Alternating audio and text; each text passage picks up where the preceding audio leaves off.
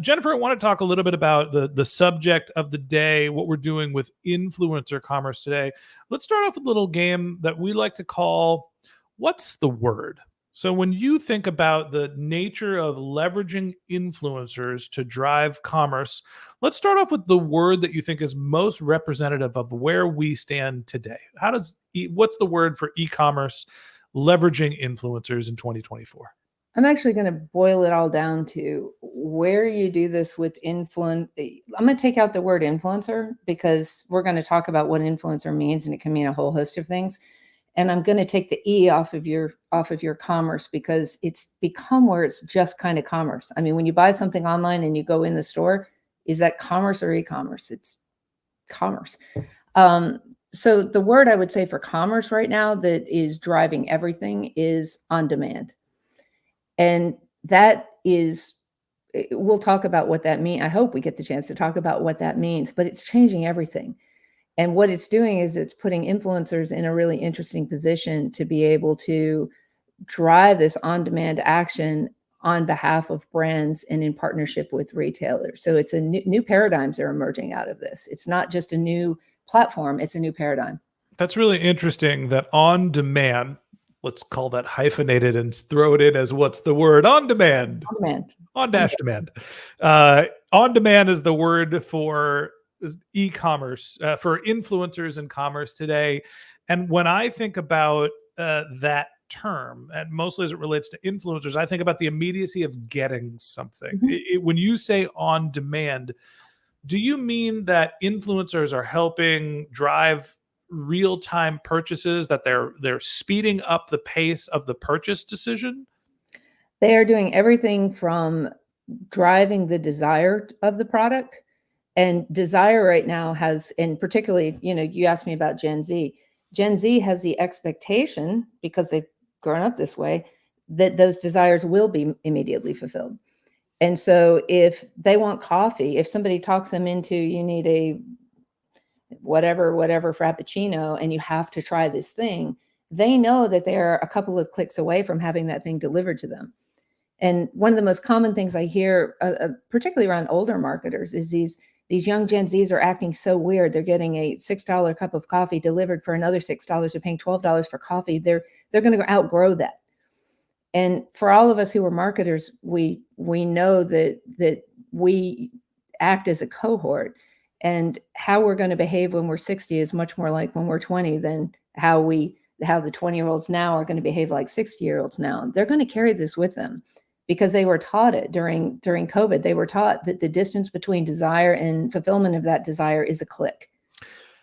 Is that something that we're seeing that is specifically focused towards younger demographics? Like, I think about my kids, and I think that they are just used to being able to order something and it shows up the next day, or have everything delivered. It wasn't always the way that I grew up. Like, my expectation is you have to go and get something if you want it immediately. And they live in a totally different world. Is the younger demographic the one that needs this immediacy, or have we all adjusted to this sort of new on-demand nature where we decide that we need everything when we want it and we want it right now? We are all adjusting to some degree. We see it in the data. We're all definitely adjusting, but the younger generation, it's an expectation. There's a difference between, in the older generation, what we're seeing is kind of, I'll call it a wardrobe of behaviors. If it's raining, I might have somebody bring my groceries to the house, but if it's a beautiful day, I might go into the store. The younger generation will go into the store to look for ideas, but they're liable to go to the store, find the thing, and then come back out and have it delivered to them, because they don't want to carry it. They don't accept, there are certain paradigms that we come to expect because that's what we've always seen. We've always seen that we have to go into a store and push around a cart or try things on or whatever. The younger generation goes, well, I don't understand why on earth I would take, two screaming 3-year-olds into a store. I would just have that thing delivered to me. It becomes the default. It's the default behavior. I went to Old Navy, where my wife works, this weekend because it's the beginning of school today. And I told my 7-year-old son that we were going to go buy new clothes so he can look good, feel good for the beginning of school. We called them our LF, look good, feel LF GFs, I think, Oh, and tried to, market it, give him yeah. an acronym, and he lost his mind. He was like, "Just send it to me. Just you order, you pick it, send it to me." And I'm like, "Oh my god, we live in a world where we can't drive 5 miles away from our house to go to a store to pick out the clothes so you could try them on. They're totally shaped." I want to move on to our second segment, which we're going to call toss up. Awesome. Uh-oh. So Okay. toss up, it's a 50-50. You got to decide which way you're going on something that I think can lean either way. When we're thinking about the impact of influencers on commerce, obviously it's a growing marketing channel if you're trying to sell goods and products. But we also think about the paid social has been an incredibly powerful channel. If you are running an e-commerce brand and you have to decide on being reliant on one channel versus the other, are you going to try to prop up a performance marketing campaign? I'm going to figure out my spend on Facebook, Instagram, TikTok, what have you. Or are you going to start an influencer campaign that tries to build understanding, impulse, influence to drive sales? What's actually working? It's a toss up. You call it in the air.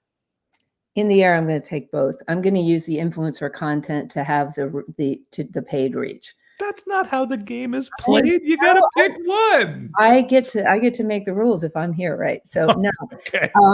I will, and that's what I would do. I'll be honest. If I were handed a brand right now, which we ask ourselves this all the time, we have a ongoing survey of the last $5 billion of products that we've seen go into carts at retailers, and we watch the actual behavior that the consumer took. Where did they start? Where did they go in the middle? How did the product get to the cart? And we're always analyzing that. And the question we're always asking is, if I owned a CPG brand, how would I, knowing this data and being able to see this data, how would I change my behavior? And the way I would change my behavior, abso-freaking-lutely, is I would rethink advertising. The typical advertising now, 20% brighter or whiter or whatever, is ignorable. But a human being recommending something, a human being showing how they use something, is much less ignorable. We're wired intrinsically to connect with other humans. And when we see other humans, the ad, because it's still paid media, right? The ad becomes something different and something much more interesting and something that we pay attention to. Because, whether it's paid or not, all attention is earned. There's paid media and there's earned media, but all attention on the side of the consumer is always earned. And so I would use the influencer to help make the paid media work better. What I'm hearing from you is that your paid media is your workhorse for driving conversions, but your demand generation is mostly your influencers. You're building awareness and knowledge of your product. You're trying to get people to have some impulse, but without the performance marketing, you just don't get the reach and frequency that you need to start to drive conversions. Am I getting that right? Well, I think maybe. I think they exist side by side. I don't, because people talk about a funnel, and funnels are hilarious. They're great if you're buying a car, you're buying, I don't know, a TV or something like that. It makes sense to build a funnel. If you're selling green beans, or one of my favorite examples is always Chipotle mayonnaise. I just mentioned Chipotle mayonnaise. You now are going to go look for Chipotle I mayonnaise. cannot stand Chipotle mayonnaise. Everybody puts it on it's my Okay. we went to Belize, Chipotle mayo on everything. And I was like, I just don't like the flavor. I gotta find the right one for you. But the idea that, let's say there's a Chipotle mustard, I don't know, but you hear about it and you go, It's the Chipotle that's the problem. you either say, yes, I want it, or no, I don't. Yeah. In your case, it's no, I don't. But you don't have a funnel. You don't go into consideration mode and then, awareness to consideration to whatever. You literally want that thing now. So what SmartCommerce does, actually, just to go back to that definition, is we give the influencer a link so that the consumer can click and drop that product into the cart at their favorite retailer in that moment that the influencer influences them. Because if an influencer is influencing you to buy an iPad or something, that is a high funnel activity. But if an influencer is saying, here's a cocktail, you should make it tonight, click here to drop all these cocktail things into your Walmart grocery cart or wherever it is you shop, the influencer becomes the mechanism that drives the sale. They actually do close the transaction in that moment. and they should close it, because the alternative is you have to remember later that you saw this influencer thing. And I don't know about your behavior, but I'm gonna hold up my phone again. When I'm looking at influencer content, I'm scrolling. I'm not thinking about buying mayonnaise on my phone most of the I'm not, time, right? yeah. And that's not where I'm being influenced. That is more of a commodity product. Now, where I do think you run into something that, whether it's a funnel or something that needs to be marketed, every product needs to be marketed, but something that needs more marketing is a new version of a product, right? There is the notion of what is the hot product for today? What is the drink of the year? What is the flavor? What is the thing that, is getting people to try something different, do something new? And honestly, most of the time, this is just an excuse to sell more mayonnaise because they're dropping some Chipotle powder in it and they have the same product. But to keep continual sales, you got to innovate. You have to do something new, and to show how the product is being used and what it's good for, influencers are incredible like that. If you start doing your performance marketing on your Chipotle mayo, and nobody knows that Chipotle mayo is great for tacos, it can be on eggs, you can use it in salads, whatever you're going to use it for, no one's going to buy. So you do have to plant that seed first. Influencers are great for that. I want to move on to the last segment for this topic, which is what we call game plan. So in game plan, what I want to do is ask you about the nature of getting an influencer campaign off the ground. Everything that I've heard about influencer campaigns and if it has experienced is, if you get the right influencer who has the right message and the right audience, oh man, chef's kiss, you can get an incredible performance at a relatively low ROI. But the problem is there's a lot of ifs there's. And it's also hard to manage a lot of influencers when you have them all gobbled up at the same time, right? When you're trying to manage a whole bunch of influencers and you're running this not as a one-to-one, but a one-to-many campaign where you're reaching lots of influencers. So give me the game plan for how smart e-commerce brands are getting influencer campaigns at scale off the ground today. So I'm going to break it into two answers. I think the big brand, because we work mostly with big enterprise brands, and they use some of the big influencer agencies. Whether it's Inmar or Linkia or whoever, they're using the big influencer agencies. But I think the bigger thing is to really think beyond that's more I'd call that traditional influencer.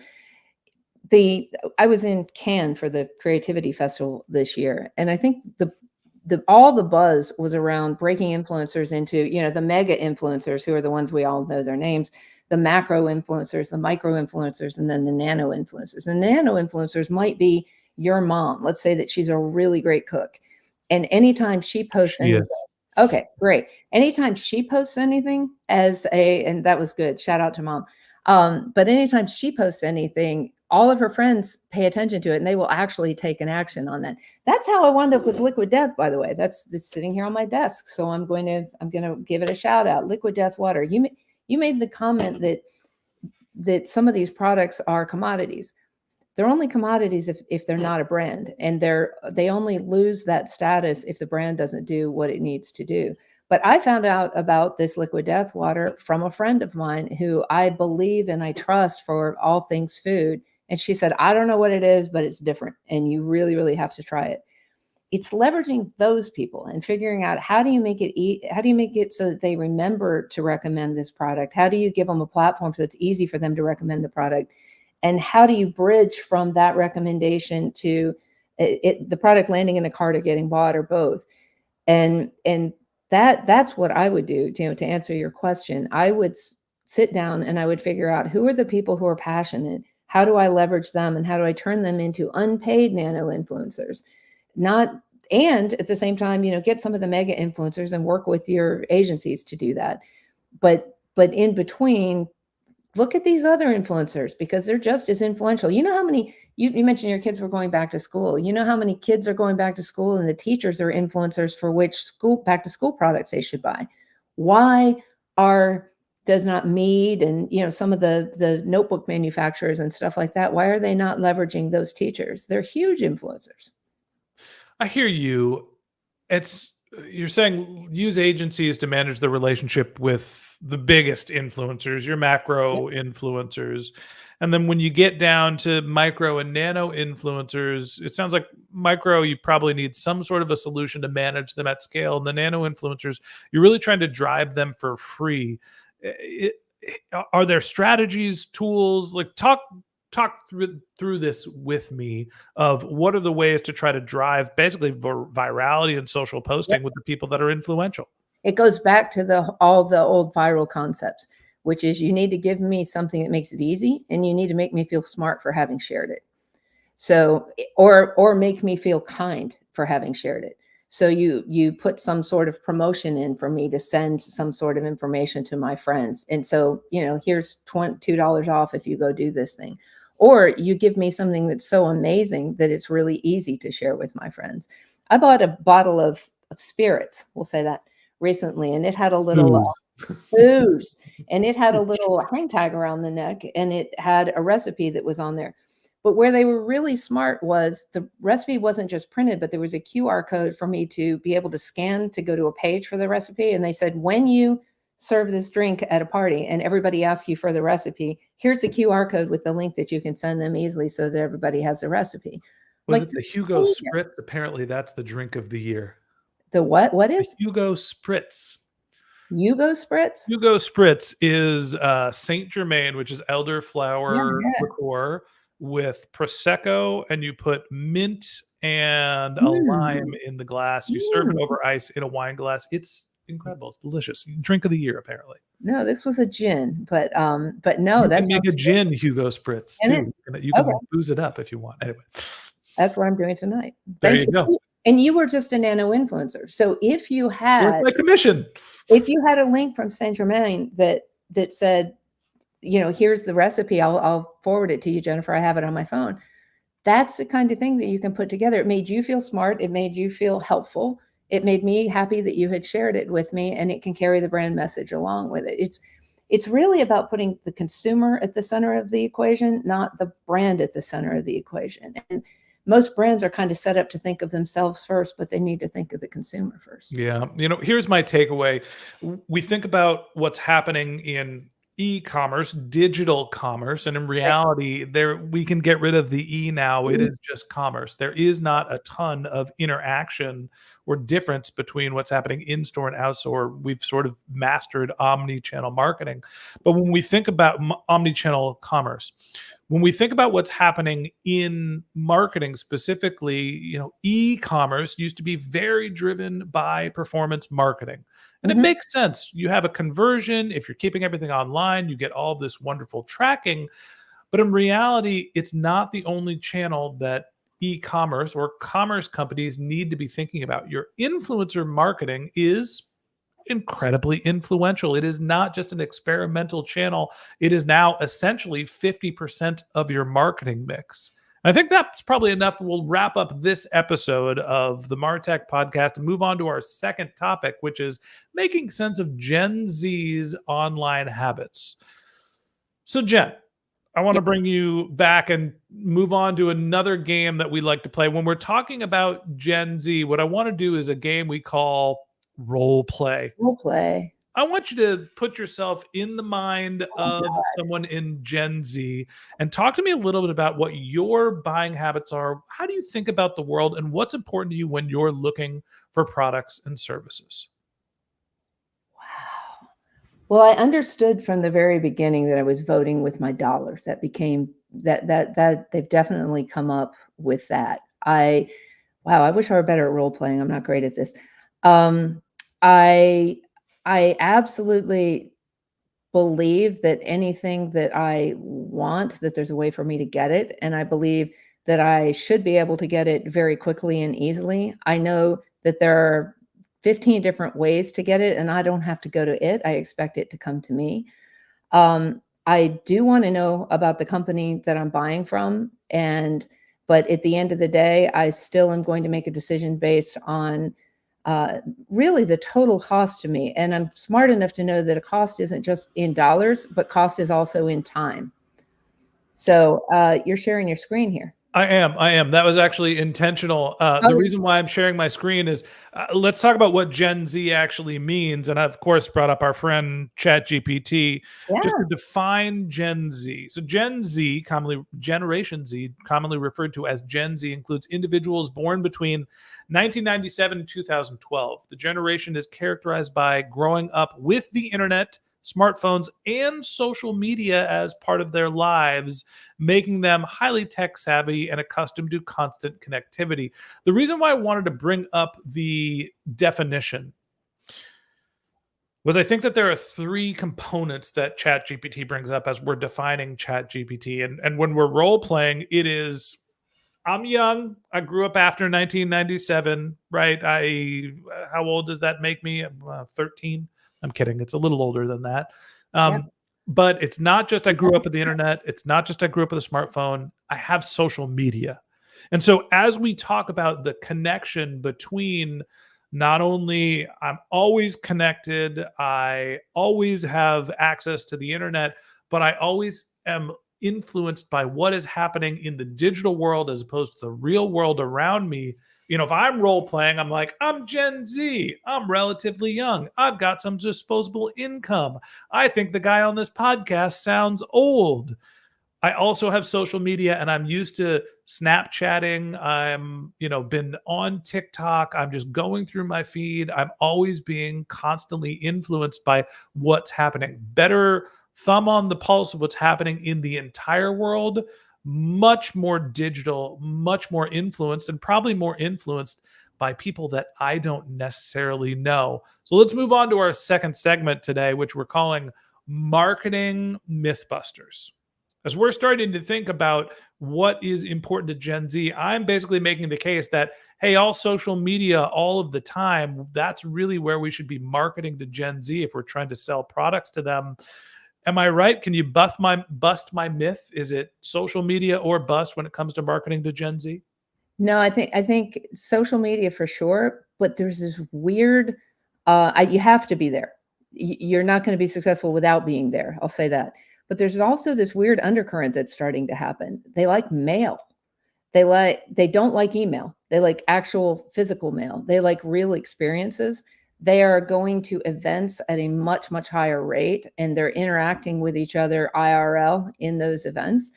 And if you can be present there and you can create, you have an opportunity to create an emotional connection that they're not getting, that they're missing through the social media. And so I think some of the brands are doing some really interesting things by being either physically present in the form of mail or sampling or that kind of thing, something that someone can hold, or being at an event where Gen Zs are with each other in real life. They're also becoming parents. So it's a really, really interesting time to be interacting with them and setting brand choices. So it's for a lot of the brands, the lifetime value of a Gen Z is huge right now. And so they can afford to overinvest in creating that relationship and setting that relationship early, both I mean, through social and through other mechanisms. they're 12 to 27 years old. I had Right. ChatGPT do the math on that as well. 12 to 27 years old. They've been in the digital world since they were fetuses, right? They've always had social media. There's always interaction, but they're not, you know, going to the mall like you and I did in high school to like try on the clothes before we decide if we buy them. So it makes sense, this notion of like something physically got sent to me. I get a tangible physical thing, or I get a product sample that I get to try. That's the experience that we had to seek out. They want Right. everything immediately, they want it on demand. It shows up at their door. It feels like a bonus. Yep. All And right. we think of a store as a place you go to buy a thing. They think of their phone as a place where you go to buy a thing. And that's if when I was in high school and I thought I need new shoes, my first thought was I'm going to go to the mall and I'm going to go look for them. Their first thought is I'm going to go online and see what's out there. I'm going to go look on Amazon. I'm going to go look at Temu. I'm going to go look at whatever. And Temu's, a symptom of of that group and the way that they think. I want entertainment in the form of goods as well, which is kind of an interesting concept. Yeah, when I think about the online shopping behaviors, and maybe I'm not in Gen Z, but most of the time when I'm like, I want to go buy a thing, I'm going to look for it. And then you know what I'm going to do? I'm going to go to Instagram and see, now that I've dropped a digital breadcrumb that I'm in the market for something, let's go see who's paying to market those products and services to It me. is. And I generally find products I like a little bit better. Hey, way to go, Facebook Meta. All right, we're going to move on to our last topic for today, our last segment, which is behind the curtain. Now, Jen, you're a prolific podcast host talking about CPG. You also are the head of the SmartCommerce company, helping people actually sell this. When you are putting together campaigns for your customers, specifically if they're targeting Gen Z, what's the secret sauce for you? What are you doing to actually get in front and make a lasting impact in front of the Gen Z digital customer? They have the shortest attention spans of anyone. So I would say you have to make sure that your conversion methodology, whether it's saving something on Pinterest so they don't lose it, or saving it to TikTok, or making a video out of it right away, or buying it right away, or dropping it in a cart, or whatever, has to be right there, because they are on to the next thing. Do not expect them to remember it and to bring it back up. Beyond that, I think it's treating them like a human rather than like a consumer or a target. So there again, what I'd said earlier, and this bridges the two topics that we're talking about, is I would be much more likely to put an influencer in front of them in the context of an ad, or ratings and reviews. They love reviews because a lot of the products are new to them. Imagine you have the Gen Z that's just buying their first house, and they have a whole set of cleaning supplies they have to learn about. They have to learn about lawnmowers and how to take care of plants and all these things that they actually don't know anything about. And the place that they're going is online, and some of the ads that they see and some of the influencers they see to help teach them about this. Some of their parents, didn't take care of their car. They weren't the ones who took care of their car. They don't know how to put oil in the car. They don't know that. They're turning to online for everything. So if you become the partner that they need to show them and to tell them the things that they need to learn at this kind of critical juncture as they become adults. I know the 12-year-olds aren't becoming adults yet, but certainly the 18 to 27-year-olds are on that cusp. I would be trying to find ways to partner with them at that point and get them to invite me into their lives because of the it was fun. I was going to say valuable content. It was funny that you started this whole thing out by saying we were going to talk about influencer content, and the word content and the word commerce are very, very closely knit together now. Again, if you're going to earn my attention, particularly as a Gen Z, you have to be telling me something I want to know. And telling me now that you can get my clothes 10% brighter is absolutely not something I want to know. What I want to know is something really interesting about your detergent. Why should I consider this? Why is it important? How does it fit into my life? I think the big takeaway here is that commerce, influencers, and a younger generation, Gen Z, are all very closely tied together. Yep. Go ahead, Jen. No, I was nodding and supporting your statement. This is the beauty of the live stream, is we can actually turn this into a conversation. Normally this is when I give my big aha of the things that I've learned from this conversation. I try to go widescreen to be able to do it, and I try to say something profound. And the things that you said to me that were the most profound was that connection of Gen Z is online.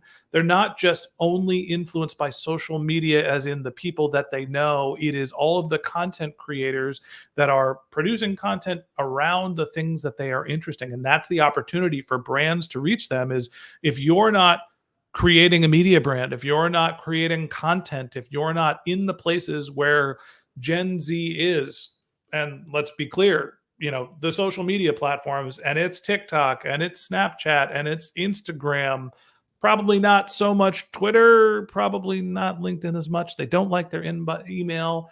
But if you send them something physical, you might have a bigger brand impact. Like, these are younger people that grew up with all of the influences of the entire world being thrown at them at once. And to master an e-commerce strategy for them, you need to be in the places where they are, working with the people that they consider credible, and that can be their friends and family. It can also be some of the big influencers that are creating content on the subjects that they want.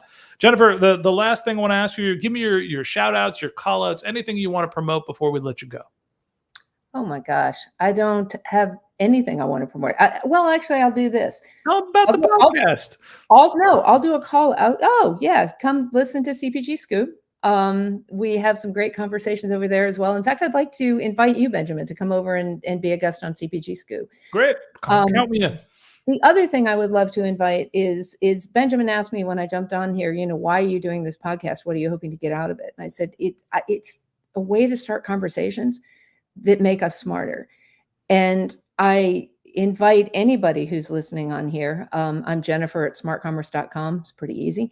Reach out and start a conversation. If you want to jump on just a conversation about something you disagreed with me on, or something that you think we should have said a little bit more about, or ask about our data, I used the word crap ton yesterday and somebody laughed at me, but we have a crap ton of data. I mean, just a ridiculous amount of consumer behavioral data, like how they actually behave, not how they say they're going to behave, but what we actually see them doing out in the world from a commerce standpoint. If you have a question and you want us to mine that data to get an answer, we are happy to do it. So please reach out. Please feel free to reach out anytime. All right, Jennifer, thanks for coming on the podcast. That wraps up this episode of the MarTech podcast. If you're watching on the live stream, thank you so much for joining us. Feel free to leave your comments. If you get them in real quick, we'll try to respond. If not, we'll send you the messages back on LinkedIn, YouTube, wherever you're writing or watching. If you're watching the pre-recorded video, we still do get the comments, and we'll write you back if you have any questions. If you're listening on the podcast, thanks for listening to my conversation with Jennifer Silverberg, the CEO of SmartCommerce. If you'd like to hear more from Jennifer, you can find a link to her LinkedIn profile in our show notes. You can visit her company's website, or visit her company's website, which is smartcommerce.com. Just one more link I want to tell you about. If you didn't have a chance to take notes, head over to martechpod.com. We've got show notes, quotes, the descriptions of all of our guests. You could subscribe to be the next guest speaker on the MarTech podcast. You could sign up for our newsletter. And if you haven't subscribed yet and you want a daily stream of marketing and technology knowledge in your podcast feed, we publish episodes every day. So hit the subscribe button in your podcast app and we'll be back in your feed tomorrow morning. If you're on the live stream, hey, subscribe, like, do all the things, 5-star reviews. We appreciate you joining us. And that wraps up the episode of the MarTech podcast. That's all for today. But my advice until next time is just focus on keeping your customers happy.